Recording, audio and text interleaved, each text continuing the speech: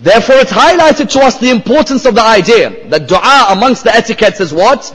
Complete face, a raising of the hands, and tears.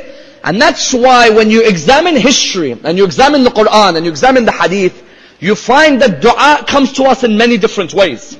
For example, when you examine history, you find that the Arabs used to also engage in dua in the days of Jahiliyyah. Don't just think it's us the Muslims who have a dua. The Arabs in the days of Jahiliyyah used to also have a form of dua.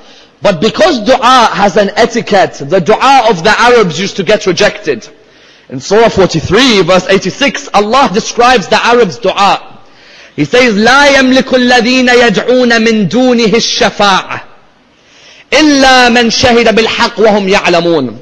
Those who you supplicate towards, those who you read dua towards besides Allah, will never be able to help you. Why? Because the Arabs were idol worshippers. Therefore, who would they read dua towards? The Arabs would read dua towards the idol. You imagine this Arab, he's just chiseled the idol out of wood. He's then put the idol up, and he comes, having just created his God. He comes and says, oh God, I am in need, I am unhealthy, or I am not wealthy, or I need education, or my family needs your wealth. Oh God, help us. A question arises, why does the Arab worship an idol? Or for that matter, why does anyone worship an idol? You see, the human being has two pressures within him. One pressure is the pressure of the soul. And another pressure is the pressure of our senses. Our soul, it pressures us. Every soul in the human being looks for an ideology. That's why even the atheist has an ideology. An atheist believes that there is no God. This is an ideology. Every human being in the world today has an ideology, because the human cannot live without an ideology. Even that hippie who holds onto the tree and says, let's all love each other, that's an ideology.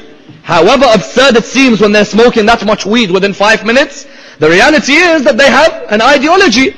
And therefore you find that in the same way, the Arab needed an ideology. Number one, the pressure of the soul. Number two, there was the pressure of the senses. Why?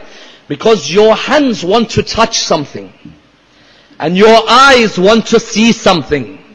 The Arab, the hands wanted to touch something it could worship, and the eyes wanted to touch something it could bow down to. That's why, if you notice, Islam says that part of worshipping God is belief in not what is seen, but belief in the unseen. Whereas the Arab had to see. He had to see something they could worship. So the Arab would come with a dua.